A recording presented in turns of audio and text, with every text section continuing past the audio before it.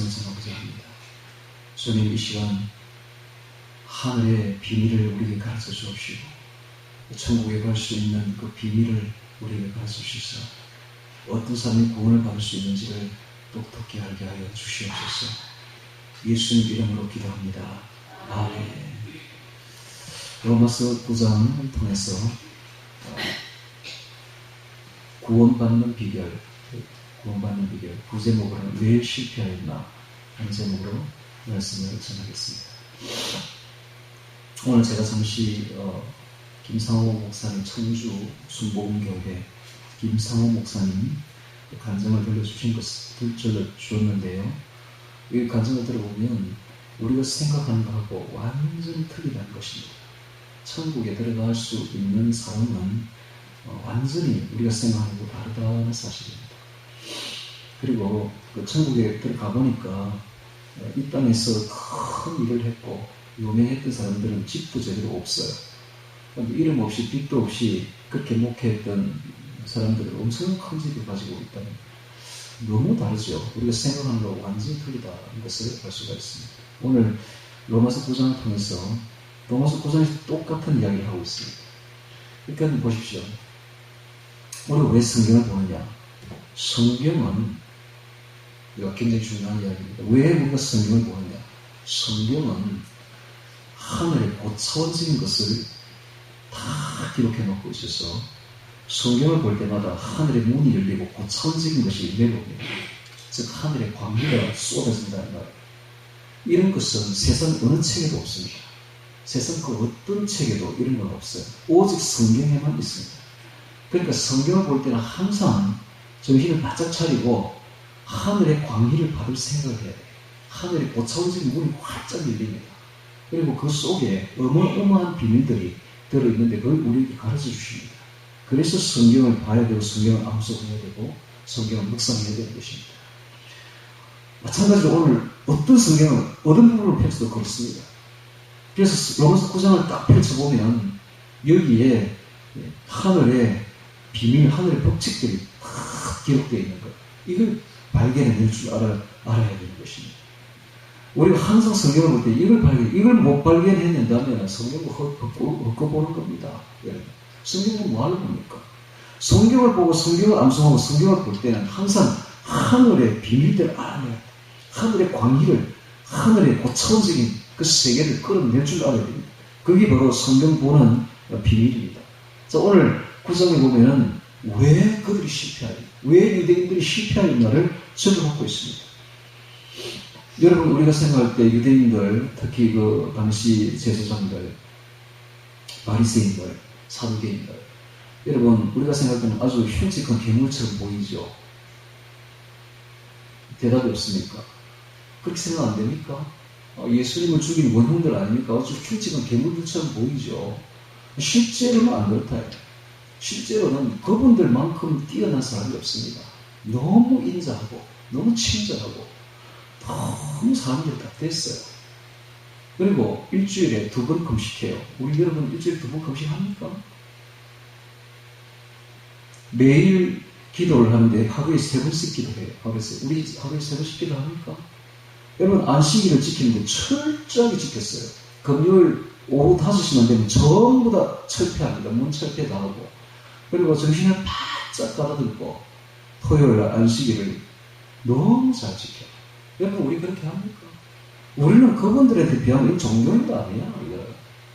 그분들이 또 얼마나 사람들이 도덕적인지 몰라요. 너무나 도덕적이고 가난한 사람들 도와주고 너무 도덕적이고, 그분들이 또 사랑이 또 많아요. 사랑이 많아서 교제를 잘합니다. 자기들끼리는 하지만 어쨌든 교제를 잘한다. 그런 사람들이 왜 천국에 못 가고 지옥에 가게 됐을까요? 그 이야기를 지금 9장에 적어놓고 있습니다. 우리는 그분들 발바닥도 못 따라간다고, 솔직히. 그 바리새인들 대단한 사람들, 사두개인들, 정치인들 아닙니까? 한 나라의 정치 관료들, 고관 대작들이에요. 우리는 그분들의 발바닥도 못 따라간다니까. 근데 그분들은 왜 실패했냐? 그 유대인들이 왜 실패했느냐? 그 이야기를 9장에 적어놓고 있는 거예요. 자, 오늘 9장을 보면서 하늘의 비밀을 끌어내야 돼요. 이게 천국 가는 비밀이 여기 적혀 있는 겁니다. 항상 성경을 볼 때는 아까도 제가 이야기했지만 두 번째 반복합니다. 하늘의 고차원적인 문이 열려야 돼. 하늘의 고차원적인 문을 열고 하늘의 비밀을 끌어내야 돼. 하늘의 광기가 비춰야 됩니다. 이게 성경 보는 방법입니다. 우리가 왜 성경을 암송해야 되는지를 이제 아시겠습니까? 성경을 암송하지 않으면 하늘 문이 안 열린다. 하늘 비밀을 몰라요. 그러니까 성경을 암송해야 되고 성경을 항상 암송하고 성경을 항상 보는 이유가 바로 여기에 있다 이 말이에요. 여기. 만약에 이거를 깨닫는다면, 만약에 이 3차원적인 세계에 있으면서 고차원적인 세계가 열리고 그 세계가 빛을 발하고 그것이 내게 임한다는 것을 깨닫는다면 성경 안 읽는 사람 아무도 없으며 성경 암송 안 할 사람 아무도 없다고. 그렇지 않습니까, 여러분? 이 3차원 세계에 살면서 하늘의 광기가 비치고 하늘의 비밀들이 보인다고 생각한다면, 그걸 깨달았다면 누가 성경 안 읽겠으며 누가 성경 암송 안 하겠으며 그렇지 않습니까? 성경 암송하고 성경 기도, 성경으로 기도하는 데 있다. 근데 그걸 모르니까 성경이 얼마나 귀한 책인지를 모르니까 여러분 창세기부터 계시록까지 그런 이야기들 빼곡하게 적혀 있습니다. 하늘의 비밀들로 빼곡하게 하늘의 고차원적인 세계 문이 다 이게 다 적혀 있는 거야. 이걸 보는 순간, 이걸 진짜로 보고 읽고 암송하고 느끼는 순간 하늘 문이 쫙 열리는 거야. 이걸 모르니까 성경을 안 읽는 겁니다. 성경을 등한시하는 겁니다. 이걸 알았다면, 이런 게 있다는 걸 알았더라면, 고차원적인 세계의 문이 여기 있다는 걸 알았더라면 누가 성경을 안 읽겠습니까? 누가 암송을 안 하겠습니까? 오늘 로마서 9장에서도 우리가 생각하는 것과 완전히 다른 하늘의 비밀을 보여주고 있는 것입니다. 자, 1절 보겠습니다. 내가 그리스도 안에서 참말을 하고 거짓말을 아니하노라. 전 바울이 9장, 10장, 11장에서는 이스라엘에 대해서 이야기합니다. 여러분, 이 로마서는 구원에 대해서 기록하고 있는 책입니다. 근데 이 구원에 대해서 어떻게 기록하느냐? 1장부터 8장까지는 개인적인 구원에 대해서, 일반적인 구원에 대해서 기록을 했어요. 그래서 8장에서 끝이 났어요. 구원 이야기는. 그리고 9장, 10장, 11장은 이스라엘에 대해서 기록하고 있습니다. 왜 이스라엘에 대해서 기록하고 있는가? 이제 구원은 개인의 문제가 아니라 개인의 범주를 벗어나서 전 세계인을 놓고 이제 다루고 있는 거예요. 9장, 10장부터 9장 이하부터는 전 세계인을 놓고 다루고 있는 거예요. 그래서 하나님의 구원 법칙이, 하나님의 구원 경륜을 이야기를 하고 있는 거예요. 이 구원 경륜이 뭔가 하면 하나님께서는 맨 처음에 이스라엘이라는 백성을 택한 거예요. 하나님의 백성을 택한 겁니다. 그리고 이스라엘 백성에게 모든 걸 다 주셨어요. 하늘의 모든 것, 모든 비밀들을 다 내려주셨어요. 그래서 그 이스라엘을 구원코자 했지만은 이스라엘이 거부를 합니다. 거부를 하니까 하나님이 정말 이스라엘이라는 그 큰 자식에게 정말 주고 싶은데 이 애가 받으려고 하지 않는 거예요. 그러니까는 옆에 있는 둘째 애한테 그냥 주어버려요. 그러니까는 이 큰 자식이 그제서야 눈이 번쩍 뜨는 거야. 시기심이 나는 거야. 시기 질투가 막 일어나는 거야. 하나님 내가 받아야 될 거 왜 저 애가 받느냐고. 일부러 그러면 일부러. 왜 큰 자식을 살리려고. 큰 자식을 아무리 주려고 해도 안 받으니까 귀한 줄을 모르니까 그래 좋다 그러면 다 둘째 아이에게 주어버리지. 둘째 아이에게 주어버리는 거야. 그러니까 큰 자식이 가만 보니까 둘째에게 다 가거든. 모든 복이. 그러니까 막 시질투가 막 일어나는 거야. 그래서 저도 주세요 하고 이제 간절히 구하게 되는 거. 그걸 보고서 둘째 애를 보면서 그래서 다시 첫 큰 자식에게 구원을 주시는 겁니다. 이게 바로 하나님의 경륜입니다. 이게 구원의 경륜입니다.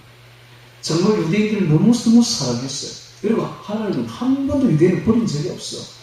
유대인들은 하나님의 진짜 택한 백성들입니다. 그래서 유대인들을 위하는 자를 하나님은 복 주신 거예요. 유대인들을 배척하고 유대인들을 저주하는 자에게는 저주를 내립니다. 왜냐하면 하나님 유대인들을 너무너무 사랑해요. 첫 큰 자식들이에요. 네. 첫째 아이들이에요. 그런데 그 큰 아이가 받으려고 하지 않는 거는 구원을, 이 귀한 구원을 안 받으려고 해요. 별 관심이 없어. 그래서 그 시기를 좀 일으키려고 둘째에 죽은 거예요. 둘째.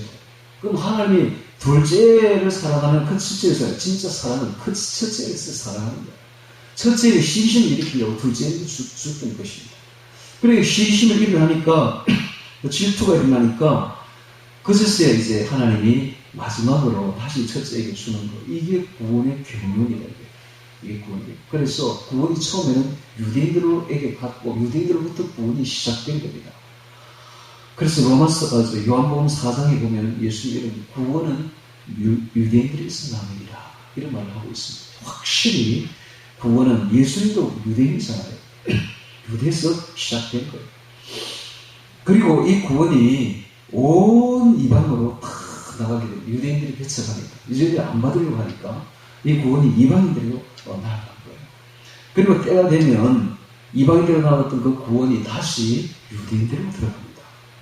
유대인들로 들어가는데 왜 유대인들로 들어갈까? 유대인들로 하여금 시기 질투를 일으켜서 저 이방인들이 우리보다 더 구원을 받네, 더 귀한 걸 받네. 이렇게 시기 질투를 하니까, 사모하니까 그들에게 다시 이제 마지막으로 구원에 대해 이 이야기를 지금 하고 있는 게 9장, 10장, 11장인 것입니다. 그러니까 1장부터 8장까지 개인적인 구원에 대해서 이야기를 했고 9장부터 11장까지는 전 세계적인 하나님의 구원 경륜에 대해서 이야기를 하고 있는데 9장에서는 특별히 왜 이스라엘이 배척을 당했는가, 왜 이스라엘이 구원에서 실패했는가, 요거를 적어놓고 있는 것입니다. 자, 1절부터 같이 봅니다. 내가 그리스도 안에서 참말을 하고 거짓말을 아니하노라. 내게 큰 근심이 있는 것 같다. 왜 바울이 이렇게 말할까요? 큰 근심이. 왜? 이스라엘이 구원 안 받으려고 하니까 큰 근심이에요. 이게 바울에서는 너무너무 큰 근심이에요. 바울이 애국자가 될 만큼 바울이 바로 유대인이잖아요. 유대인들이 구원받지 못하는 걸 보면서 너무너무 가슴이 아프다. 너무 이게 자기에게 너무 큰 짐덩거리예요. 너무 큰 근심이에요. 역사 이래로 보면 가장 좋은 신앙인들은 가장 좋은 애국자들이 있습니다. 그만한 애국자가 없어요. 지금도 마찬가지죠. 지금도 나라를 걱정하고 나라를 정말 살리려고 하는 사람 전부 기독교인들. 우리 기독교가 100년 정도 됐지만 정말 이 100년 역사를 자세히 보면 이 나라를 진정으로 살리고 진정으로 위한 사람 전부 기독교인들입니다. 예, 이승만 대통령도 기독교. 이승만 대통령 안 있으면 이미 공사가 됐지. 그러니까는 우리 기독교인들은 애국자가 되어야 되는 거예요. 기독교인이 애국자가 아닌 건 가짜입니다. 가짜. 진짜 애국자들은 다 기독교인들. 아니, 말이 잘못됐어요. 진짜 그리스도인들은 다 애국자들입니다. 애국자라고 다 그리스도인이 되는 건 아니에요. 예, 그렇지만 진정한 그리스도인들은 이건 당연히 애국자가 되어야 되는 것입니다. 여기 지금 바울 보십시오. 이 유대인들 때문에 큰 근심이 있는데 내게 큰 근심이 있는 것과 마음에 그치지 않는 고통이 보십시오. 큰 근심, 큰 마음에 그치지 않는 고통. 이게 뭡니까? 이게 바로 바울이에요. 바울이 이만큼 유대인들을 사랑합니다. 정말 자식처럼 사랑합니다. 자식이 교회 안 나오고 자식이 믿음이 없고 이러면 가슴이 아픈 거예요.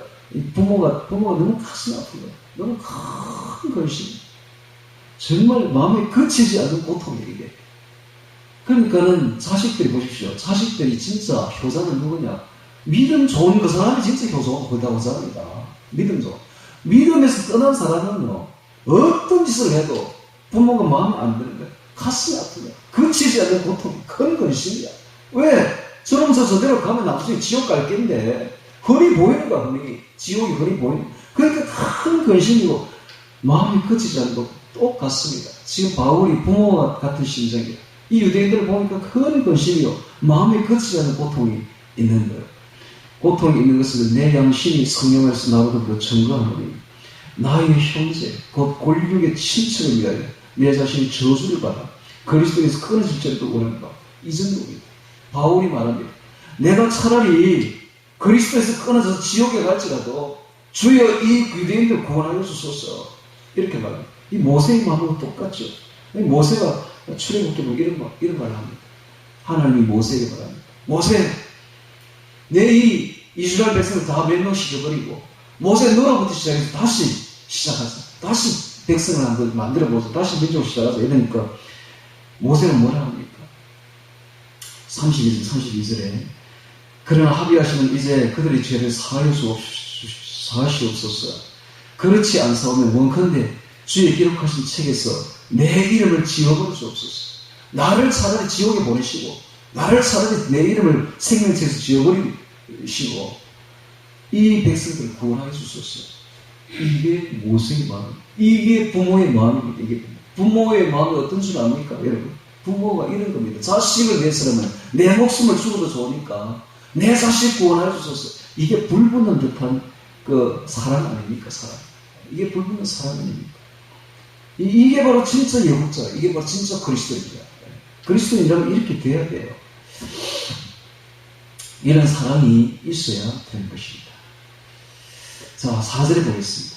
저희는 이스라엘 사람이라. 자, 이스라엘 사람의 복을 열거를 하고 있는데 무려 9개나 열거가 됩니다. 이 첫째는 이스라엘 사람입니다. 두 번째는 저희에게는 양자가 됐어요. 양자. 이스라엘 백성들은 하나님의 자녀가 된 거예요. 여러분, 친자와 양자는 구별이 안 됩니다. 친자와 양자는 옛날에 보면 우리나라는 그런 게 없었는데 이 외국에는 특히 이스라엘 기반에서는 양자를 이렇게 딱 데려오잖아요. 그러면 재산 상속이 되어버립니다. 유산 상속. 그렇게 친자나 양자가 하나도 그 구별이 안 된다. 그래서 오늘 우리가 만약에 하나님의 양자가 되면 우리가 하나님의 자녀가 되어버려요. 하나님의 자녀. 하나님의 유산을 갖는. 이스라엘 백성이 이렇게 양자가 되었다. 세 번째, 영광과. 이스라엘 백성들에게 하나님의 영광이 내려온 민족들입니다. 이렇게 세상 다른 민족은 완전히 틀립니다. 이 민족은 하나님의 영광을 받았던 민족. 하나님의 영광이 시내산에 내려왔었잖아요. 그다음에 언약들과 이 언약이 있었어요. 언약. 바로 아브라함에게 주신 언약, 다윗에게 주신 언약. 이런 언약들이 있는 민족이 바로 이스라엘 민족이에요. 이스라엘은 하나님과 언약을 맺은 사람들입니다. 그다음 율법을 세우신 것과 율법을 주셨어요. 하나님의 법을 주셨어요. 11계명을 비롯해서 하나님의 율법을 주신 것입니다. 이런 민족은 세상에 없는 거예요. 하나님의 백성이니까 율법을 주신 것이죠. 10계명을 주신 것입니다. 그다음에 예배가 있었어요. 예배는 하나님과 교제입니다. 즉 세상 어떤 민족도 하나님과 교제하지 않았습니다. 그런데 이스라엘 민족만 하나님과 예배를 하면서 하나님께 예배를 하면서 하나님과 깊은 교제를 했던 민족이 바로 이스라엘 민족이었어요. 그 다음에 약속이 있었어요. 약속. 하나님께서 이스라엘 민족에게 약속을 많이 했었습니다. 언약을 했고 약속을 했었어요. 그 다음에 이제 8절에 보면은 8번째는 조상들도 저희 것이 조상이 있습니다. 어떤 믿음의 조상, 즉 아브라함, 이삭, 야곱 같은 그런 믿음의 조상이 있었던 것입니다.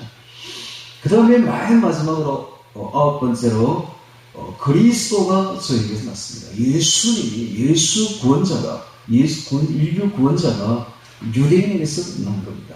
그리스도가 이것이 바로 유대인의 복입니다. 유대인은 그러니까 세상 다른 민족과 완전히 틀립니다. 지금도 마찬가지예요. 여러분, 지금도 유대인들을 함부로 대하면 안 돼요. 유대인들만큼 하늘의 복을 받은 민족이 없고 지금도 우리는 그분들 위해 기도해야 됩니다. 우리는 사실 보면은 돌 감람나무, 야생 감람나무야. 아무짝에 쓸모없는 야생 감람나무, 돌 감람나무. 거기는 참 감람나무입니다. 우리가 그분들에게 가지에 접붙임을 당해서 지금 열매를 맺는 것이지 유대인이 없다면 우리도 없는 겁니다. 그러니까 뿌리는 유대인이야. 유대인. 그분들을 절대로 무시하면 안 되는 것입니다. 그런데 실상은 엄청나게 무시했죠. 엄청나게. 무시한 이야기들은 다음 주에 하겠습니다. 그 이야기는 오늘 시간 다 가버립니다. 자, 진도를 나갑시다. 5절에 보면 저는 만물 위에 계셔 세세에 찬양 받으실 하나님이십니다. 아멘. 자, 예수님은 어떤 분인가? 그리스도는 만물 위에 계셔 세세토록 찬양을 받으실 하나님이십니다. 이게 정확하게 기록되어 있는 거예요. 예수님이 누구신가? 예수님은 세세에 찬양을 받으실 하나님이십니다. 하나님의 본체이십니다. 그런데 예수님을 잘못 알면 믿음에서 떨어져 버립니다. 이걸 잘 알아야 돼요. 그런데 초대 교회에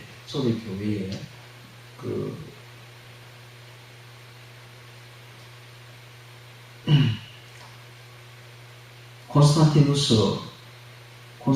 황제가 대제가 기독교를 승인하고 난 뒤에 어떤 일이 벌어지는가? 오리겐이라는 신학자가 나타나요. 오리겐이 나타나가지고 알레고리칼이라는 말 들어봤어요. 요새 알고리즘 들어봤습니까? 그것도 유튜브 뭐 알고리즘 있죠. 알고리즘, 뭐 연결된 거, 비슷한 거 이러면 막 끌어내잖아. 그와 같이 알고리칼하게 성경을 해석하기 시작했어요. 그래서 그가 주장하기를 예수는 작은 신이다 하면서 삼위일체를 부정해버렸어요. 하나님은 큰 신이고 예수는 작은 신이다. 이렇게 말했던 거예요. 그때부터 그게 바로 카톨릭입니다. 그게 카톨릭. 그때부터 잘못되기 시작합니다. 그래가지고 잘못되기 시작해가지고 나중에 어거스틴이라는 사람이 나타납니다. 어거스틴 들어봤죠? 어거스틴이 나타나가지고는 그가 말하기를 그게 신의 나라라는 책을 써요. 신의 나라. 그래서 신의 나라는 책의 그 내용이 뭔가 하면 카톨릭이 다스리는 나라가 바로 지상천국이다. 여기가 바로 천년왕국이다. 이렇게 말합니다. 그래서 그는 그 카톨릭을 완전히 그래서 1200년 동안 카톨릭 세계가 되는 것이죠. 그래서 완전히 잘못된 교리를 하게 되는데, 여러분 이렇게 되면 구원 못 받습니다. 그래서 그리스도를 누군지를 똑바로 아는 것이 구원론의 첫 걸음이에요. 예수님이 누구신가? 저는 만물 위에 계셔 세세에 찬양받으실 하나님이십니다. 할렐루야. 이거 잘 알아야 이거 진짜 어렵습니다. 근데 이거 알기가. 이렇게 예수님을 어느 정도로 깊이 알냐에 따라서 그 사람의 신앙의 정도가 딱 정해집니다. 예수님도 물었잖아요. 12제자에게 너희는 나를 누구라 하느냐. 이게 제자를 3년 동안 교육시키고 나니 마지막 질문이자 유일한 질문이었습니다. 너희는 나를 누구라 하느냐. 그러니까 제자들이 이렇게 말하죠. 들으는 엘리야, 들으는 세례요한, 들으는 어떤 얘는 예레미야 선지자 중에 하나입니다. 그런 정도밖에 모르는 거예요, 사람들은. 그래서 너희는 나를 누구? 도대체 사람들은 그렇게 나를 안다 할지라도 너희는 나를 누구라 하느냐. 베드로가 말합니다. 주는 그리스도시요 살아계신 하나님의 아들이십니다. 하나님의 아들은 하나님입니다. 주는 그리스도시요 인류 구원자시요 살아계신 하나님이십니다. 라고 고백했더니 예수님이 그 고백을 받고 베드로라는 이름을 줍니다. 너는 반석이다. 내가 이 반석에 내 교회를 세우리라. 그래서 교회를 이 고백 위에 세운다. 즉 예수님을 하나님으로 아는 이 고백 위에 교회를 세우겠다. 라고 말한 것입니다. 그러니까 보십시오.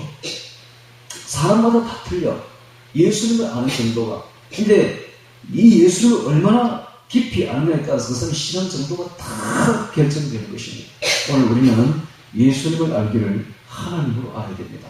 할렐루야. 여기 기록되어 있잖아요. 여기에. 그는 만물 위에 계셔 세세의 찬양을 받으신 하나님이십니다. 아멘. 성령님도 예수님 주십니다. 성령님이 누구신가? 성령이 바로 예수님이십니다. 예수님의 영이 바로 성령이십니다. 자, 6절에 보겠습니다. 또한 하나님 말씀이 폐하여지는 것 같지 않도다. 이스라엘에게서 난 그들이 다 이스라엘이 아니요 또한 아브라함의 씨가 다 그 자녀가 아니라 또한 이삭으로부터 난 자라여 내 씨가 칭하리라 하셨으니 육신의 자녀가 하나님의 자녀가 아니라 오직 약속의 자녀가 씨로 여기심을 받느니라. 약속의 말씀은 이것이라. 맹년 이때에 내가 이르리니 사라의 아들이 있으라 하시니라. 사라의 아들이 있으라 하시니라. 자, 당시에 아브라함에게는 이스마엘이라는 아들이 있었습니다. 그런데 하나님은 그 이스마엘로부터 유대인들이 생길 것이 아니라 사라로부터 난 아들이 너의 씨가 될 것이다 라고 말했습니다. 그런데 당시에 아브라함은 나이가 100세요. 사라는 90세였습니다. 경수가 끊어진 지 오래됐습니다. 죽은 것 같은 몸입니다. 도대체 이 할아버지 할머니들이 애를 낳는다는 것은 생각지도 못할 일이었습니다. 그런데 하나님의 말씀대로 그들이 애를 낳았습니다. 그가 바로 이삭입니다. 그러므로 이삭은 하나님의 기적으로 생겨난 아이입니다. 즉 유대인은 결코 인간적 힘으로는 생겨날 수 없는 민족이었지만 하나님의 기적으로, 하나님의 주권으로, 하나님의 강건적인 힘으로 생겨난 민족이 바로 유대인이라는 사실을 잊지 말아야 하는 말입니다. 즉 무슨 말입니까? 구원은 인간의 힘으로 되는 것이 아니라 하나님의 힘으로 되는 것이다. 이 이야기를 지금 하고 있는 것입니다. 자, 그리고 10절에 보겠습니다. 이뿐 아니라 또한 레베카는 끈, 올가미 이런 뜻입니다. 리브가가 사라도 그렇고 리브가도 얼마나 예뻤던지 리브가가 지나가면 이 여자가 지나가면 남자들이 올가미에 걸린 것 같이 꼼짝 못하고 걸려든다 해서 이름이 리브가, 올가미, 레베카 이런 뜻입니다. 이뿐 아니라 또한 리브가가 우리 조상 이삭 한 사람으로 말미암아 잉태하였는데 그 자식들이 아직 나지도 아니하고 무슨 선이나 악을 향하지도 아니한 때에 벌써 택하심을 따라서 되는 하나님의 뜻이 행위로 말미암지 않고 오직 부르신 예비로 말미암아 쓰게 하려 하사 리브가에게 이르시되 큰 자가 어린 자를 섬기리라 하셨나니 기록된 바 내가 야곱은 사랑하고 에서는 미워하였다 하신 것 같으니라. 여러분, 인간적으로 본다면 이 장자가 축복을 받는 것이 원칙이죠. 그리고 장자가 계승을 하는 것이 원칙입니다. 그런데 하나님은 장자가 아니라 차자로 내가 삼겠다, 선택하겠다 라고 말했어요. 이게 뭐입니까? 하나님의 주권입니다. 하나님의 선택입니다. 그러니까 구원은 하나님으로 말미암는다. 인간의 어떤 제도나 인간의 어떤 생각이나 인간의 어떤 그런 걸로 되는 것이 아니라 오직 하나님의 주권으로 구원은 이루어진다. 이런 뜻입니다. 14절에 보니까 그런즉 우리가 무슨 말을 하여 하나님께 불의가 있느냐? 그럴 수 없느니라. 자, 큰 자를 선택하지 않냐고 작은 자를 선택했다고 하나님께 불의가 있을 수 있느냐? 그럴 수 없느니라. 모세에게 이르시되 내가 긍휼히 여길 자를 긍휼히 여기고 불쌍히 여길 자를 불쌍히 여기리라 하셨나니 그런즉 원하는 자로 말미암도 아니요 다른 박질하는 자로 말미암도 아니요 오직 긍휼히 여기시는 하나님으로 말미암음이니라. 여러분, 여기 비밀이 나타났습니다. 구원받는 비밀이 나타났는데 여기 보니까 다른 박질 하는 자로 말미암도 아니요 라고 되어 있죠. 또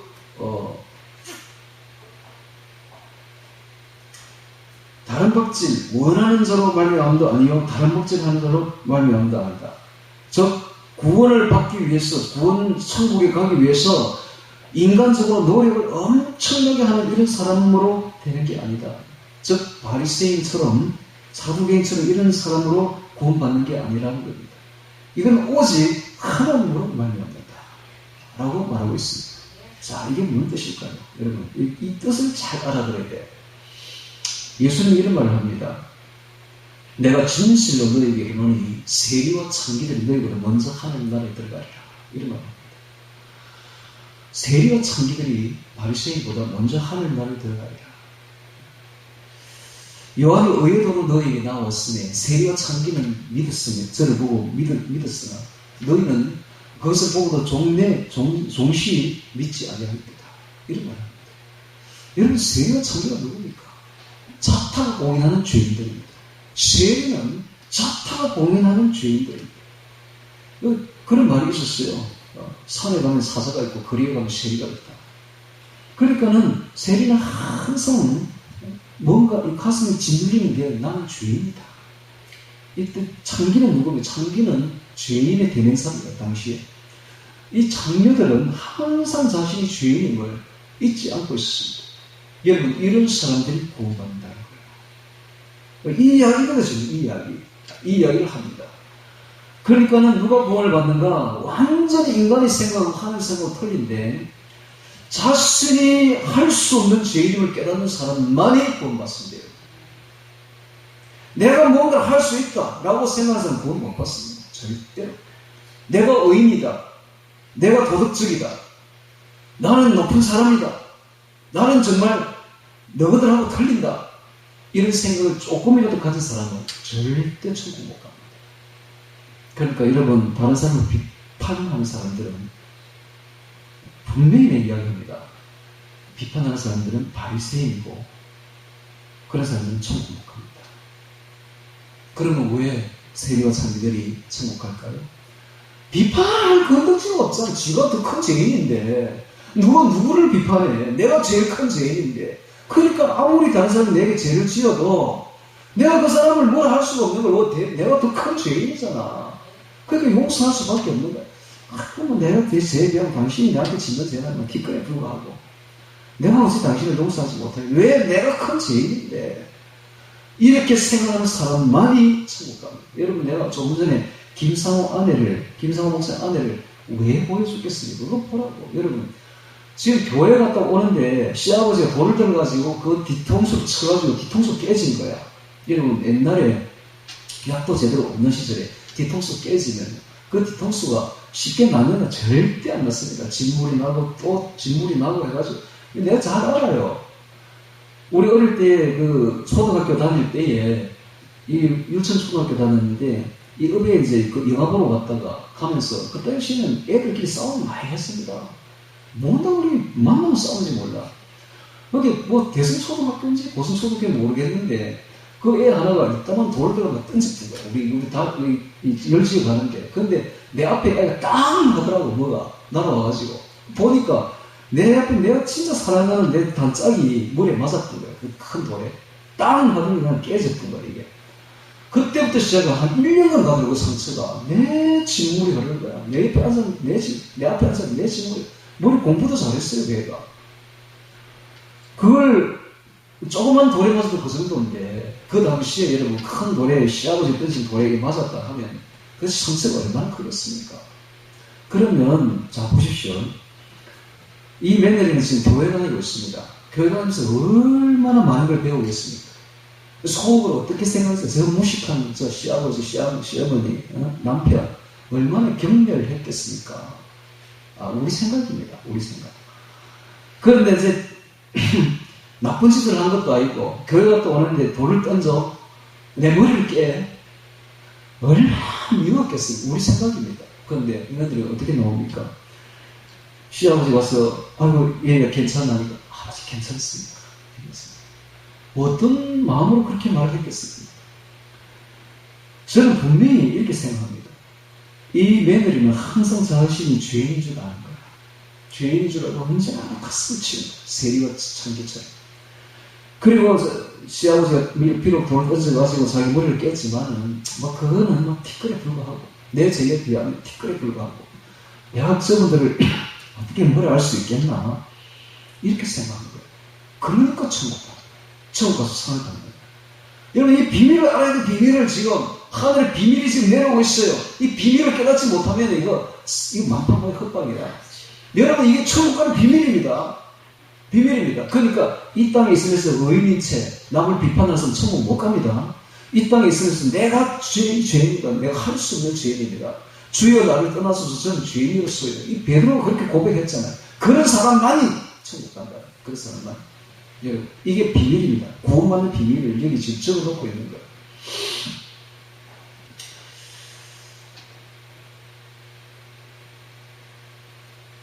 자, 이게 바로 하나님의 주권입니다. 하나님의 주권. 자, 16절을 다시 한번 보겠습니다. 그런즉 14절. 그런즉 우리가 무슨 말 하리요? 하나님께 불의가 있느냐? 그럴 수 없느냐? 자, 하나님이 자기가 생각할 때 나는 의인이다. 왜 나를 구원 안 시키고 세리와 창기는 구원시키느냐? 그 하나님 불의가 있느냐? 그럴 수 없느니라. 그럴 수 없느니라. 모세에게 시대 내가 긍휼히 여길 자를 긍휼히 여기고 불쌍히 여길 자를 불쌍히 여기리라 하셨으니 자 보십시오. 하나님이 주권에 달린 거야. 그러니까는 하나님 앞에 겸손해야 됩니다. 그러니까 하나님 앞에 사람 앞에 겸손해야 돼. 모든 사람은 나보다 낮게 여겨야 돼. 모든 사람은. 여러분 지금까지 내가 어떻게 다른 사람을 생각했습니까? 전부 나보다 알로 생각했는데 아래로 생각했는데 내가 제일 높은 사람을 생각했는데 여러분 분명히 말합니다. 천국 못 갑니다. 그런 사람은. 모든 사람을 생각해 저 사람들 다 나보다 나아서 내 이 죄에 비하면 내 이 부패성에 비하면 그래도 저 사람들이 짓는 죄는 티끌에 불과하잖아. 제일 큰 죄는 바로 나로서이다 하면 자기 가슴을 치는 사람만이 천국 갑니다. 오늘 이 말씀만 들어도 다 되는 거예요. 솔직히 이 성경을 보면서 이런 걸 끌어낼 줄 알아야 돼요. 이런 비밀들을. 이게 고차원적인 비밀들이에요. 하나님이 보십시오. 사람들이 볼 때는 어떻게 저런 사람을 구원시키나 라고 생각할지 모르지만 하나님이 주권에 달렸습니다.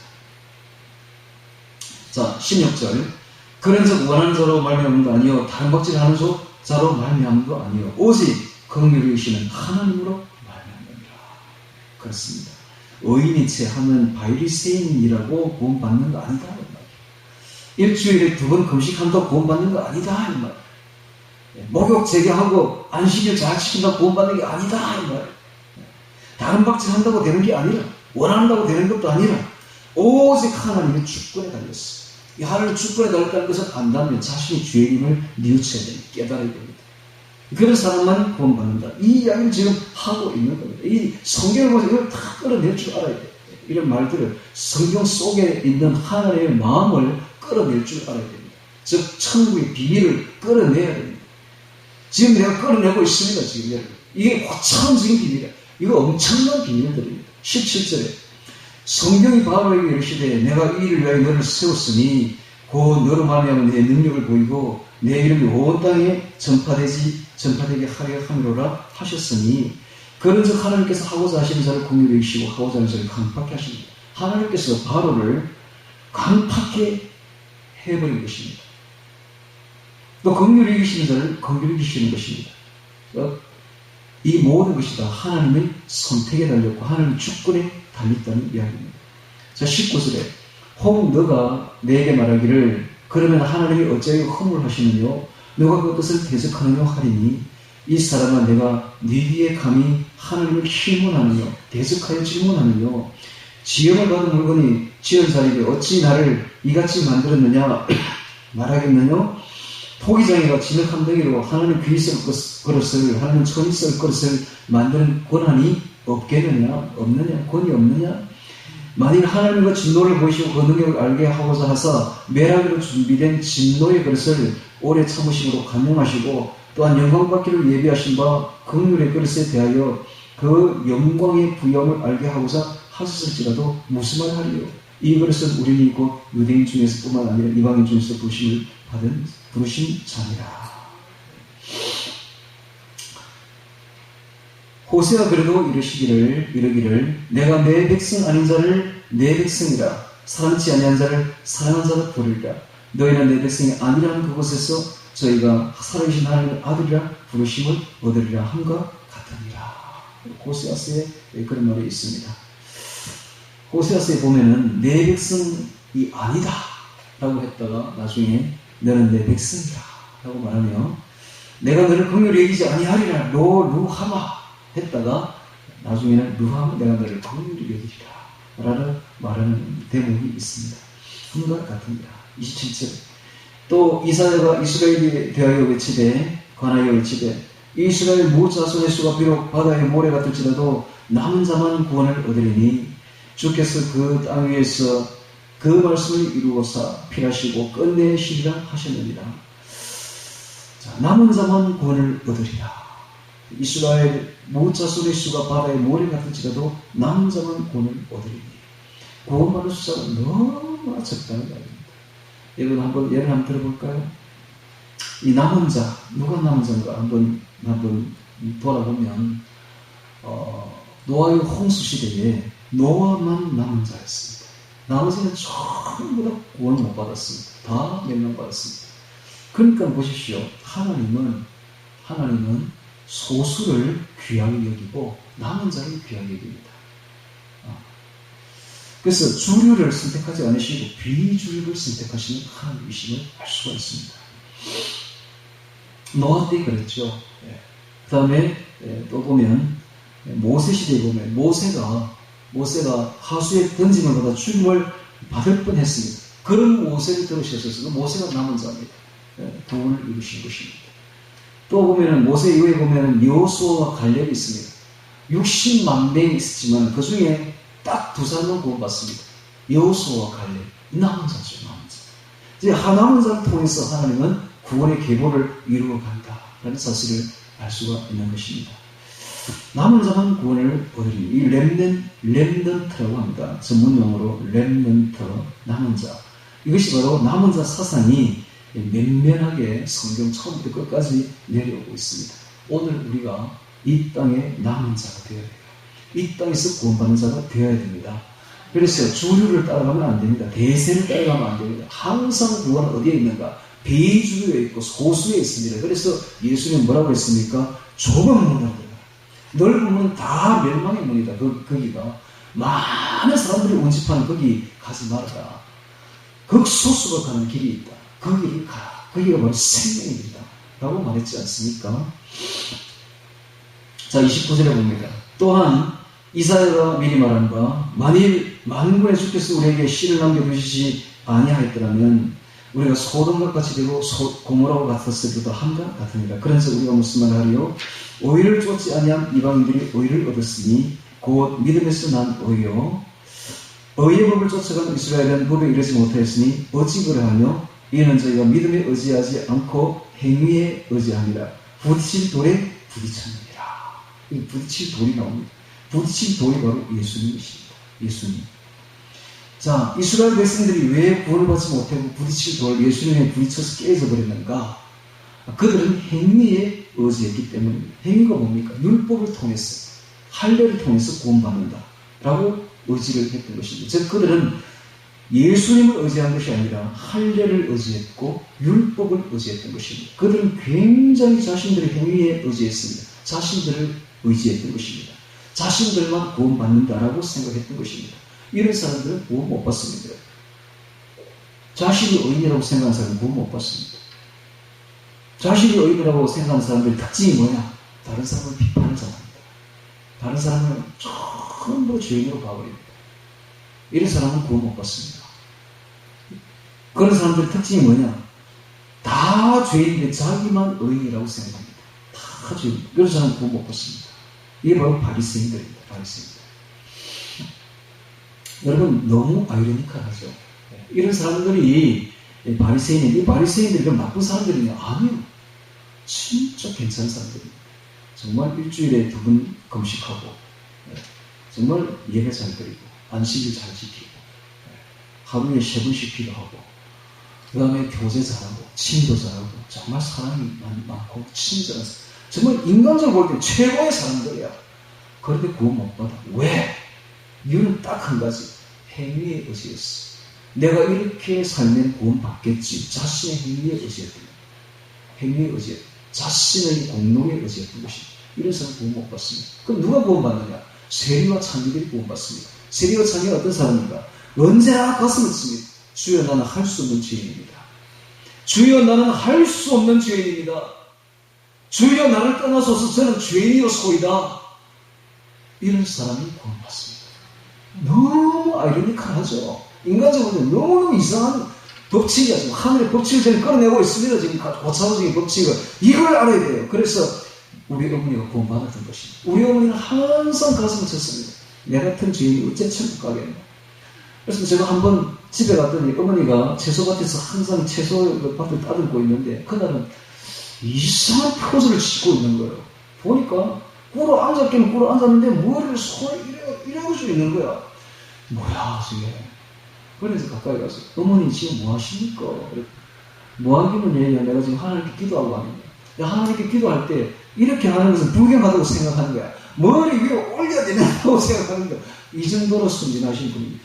그래서 그분이 항상 말하기를 내 같은 죄인이 어째 구원받겠나? 내가 어떻게 천국 가겠나? 이런 사람이 천국 갑니다. 이런 사람은 놀랍지요. 놀랍지요. 그럼 어떤 사람이 천국 못 갑니까? 항상 성경 읽으면서 항상 기도하면서 나는 의인인 채 다른 사람 전부 다 지옥 갈 때 깜들이라고 생각 비판하면서 자신만을 의인인 채 생각하고 근엄하게 신앙생활들은 전부 지옥 갑니다. 전부 지옥 갑니다. 오늘 이 하늘의 비밀을 깨달으시기 바랍니다. 제가 이 말 하려고 장장 지금 아까 김상호 목사님 간증부터 시작해서 지금까지 여러분 저는 김상호 목사님보다 그 아내를 지금 포커스를 맞춘 거예요. 그 아내가 뒤통수가 깨져도 절대 시아버지한테 싫은 말 한마디 안 했습니다. 왜? 자신이 죄를 아니까. 그 말은 의미 없죠. 저는 안다고요. 왜 그럼 그 며느리가 그 자세를 취할 때 아니고 저 자세를 취할 수 있습니까? 자신이 죄를 아니까. 내가 할 수 없는 죄인인데 시아버지가 나한테 돌 좀 던지다 그거 어때? 까짓 거. 그건 티끌에 불과, 내 죄에 비하면 티끌에 불과한데, 라고 참았더니 그게 상이 되거든요. 여러분, 그래서 이 땅에 살아가면서 누가 우리에게 못된 짓을 하거들라, 뒤로 씩 웃으세요, 여러분.